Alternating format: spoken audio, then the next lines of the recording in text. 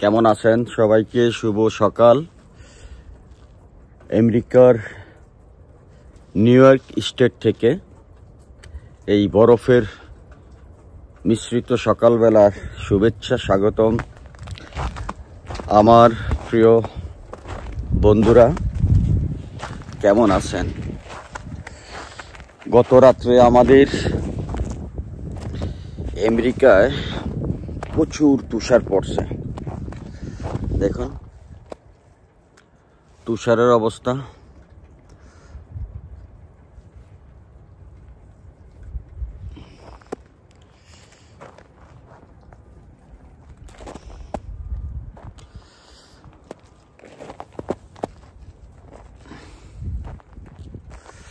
তো যাই হোক,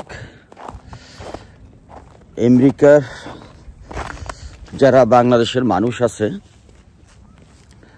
তারা এখন দুইটা কারণে খুবই ভয়ঙ্কর অবস্থায় আছে, ভয়ে ভীতিতে আছে। একটা হলো আইস, আর একটা হলো আইস।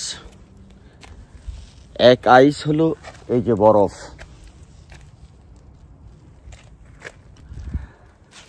এই বরফের তুষারের ঠান্ডা সব মানুষ আইস হয়ে যায়। কাজ কামে বা হাট বাজার বা সংসারের যাবতীয় কাজ ব্যাঘাত ঘটে ঠান্ডায়। এই যে দেখেন জুব্বাজাবি, সবসময় জুব্বাজাবি লাগে, চলা লাগে। অবশ্য ঘরের ভিতরে হিটার থাকে, গাড়িতে হিটার থাকে, যেখানে কাজ করি সেখানেও হিটার থাকে। আর এক আইস হলো যে আপনারা জানেন আমাদের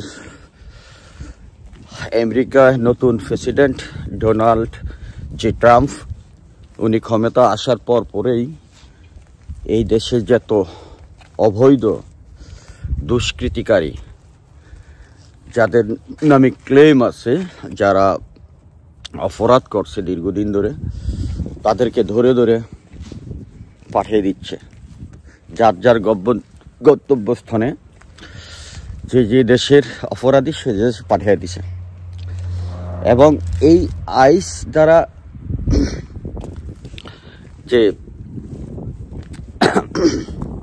ধরার আইস যে ধরে ধরে পাঠিয়ে দিচ্ছে তাদের নিজ দেশে, তেমনি বাংলাদেশে প্রায় ৭৫ জন মানুষকে ফেরত পাঠিয়ে দেওয়া হয়েছে। আমি জানি না বাংলাদেশের মিডিয়া নিউজে কেন এই খবরটা আসে না। ৭৫ জন লোক এই পর্যন্ত বাংলাদেশে পাঠিয়ে দেওয়া হয়েছে। এবং এই ধরপাকড়, এই অভিযান অব্যাহত থাকবে জানি না কতদিন, বেশ কিছুদিনই থাকার কথা। কারণ ডোনাল্ড ট্রাম্প আর জো বাইডেন একজন ভিন্ন, অনেকটা ভিন্ন। যাই হোক, তবে তাদের পররাষ্ট্রনীতিটা কিন্তু সেম থিং। তাদের পররাষ্ট্রনীতি অত্যন্ত কাছাকাছি।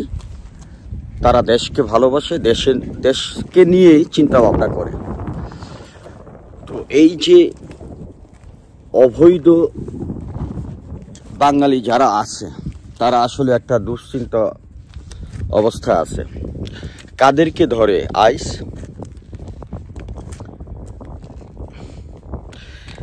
যাদের বিরুদ্ধে নাম্বার 1 হলো যাদের বিরুদ্ধে সুনির্দিষ্ট প্রমাণ আছে জালিয়াতি, দুর্নীতি বা অপরাধ চক্রের সাথে জড়িত, বা অপরাধ বা ক্লেম আছে যাদের নামে, তাদেরকে তো ধরেই।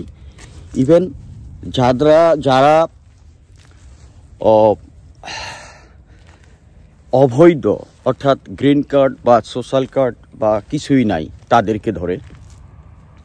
ইভেন যারা এই দেশে,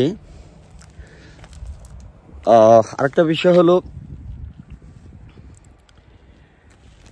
আমেরিকাতে অনেকে আসার জন্য খুব চেষ্টা করে, কিন্তু এই চেষ্টাটা হলো, যেমন আমেরিকায় অনেকে বেড়াইতে আসে, অনেকে ভিজিট বিষয়ে আসে, তো আইসা ওরা কি করে থাইকা যায়, আর যায় না। তো থাইকা যাওয়ার পরে ওরা অ্যাসাইলাম কেস করে, থাকার জন্য একটা পারমিট নেয়। তো পারমিট ওরা পায়, পারমিটে কিছু কন্ডিশন থাকে, কিছু তাদের নিয়ম সিস্টেম রুলস থাকে। যে রুলস অনুযায়ী অনেকে কাজ করে না বা সিস্টেম অনুযায়ী চলাফেরা করে না। তো ওই ধরনের যারা অ্যাসাইলাম কেস করছে বা যারা কিছু কাজ করার জন্য সোশ্যাল কার্ড পাইছে, তো তাদেরকেও আবার ধরে। তা এখন কথা হলো, যারা গ্রিন কার্ড সোশ্যাল কার্ড আছে তাদের কোনো ভয় নাই। যারা সোজা কথা হলো যাদের কোনো কাগজপত্র নাই তারাই একটু বিপদে পড়ার সম্ভাবনা আছে। তো আমাদের বাংলাদেশের যে হাজার হাজার লোক আছে তাদের তেমন কোনো ভয়ের কিছু নাই। আর বরফের জন্য তো আমরা খুব একটা খারাপ পরিস্থিতিতে পড়ে যাচ্ছি। তবে এই বরফটা কতদিন থাকবে জানি না।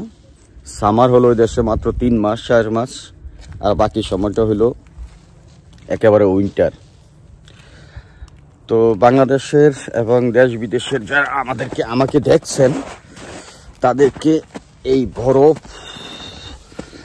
এর রাজ্য থেকে আবারও শুভেচ্ছা। আপনারা বাংলাদেশে আছেন, বাংলাদেশের পরিস্থিতি তো এমন ভালো না। বাংলাদেশের ডক্টর ইউনূস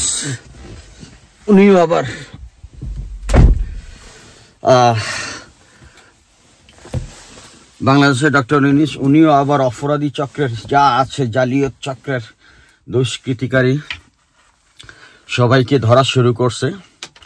যে নাম দিছে কি ডেভিল হান্ট নামে একটা অপারেশন চালাচ্ছে। ডেভিল হান্ট খুঁজে বের করে দেখলাম যে শয়তান শিকারী। তো শয়তান যতদিন থাকবে ততদিন এই অভিযান চলবে। তো বাংলাদেশে চলছে ডেভিল হান্ট, শয়তান শিকারী। আমাদের আমেরিকাতে চলছে অবৈধ দুষ্কৃতিকারী, অবৈধ যারা আছে তাদেরকে ধরার প্রক্রিয়া চলছে, অভিযান।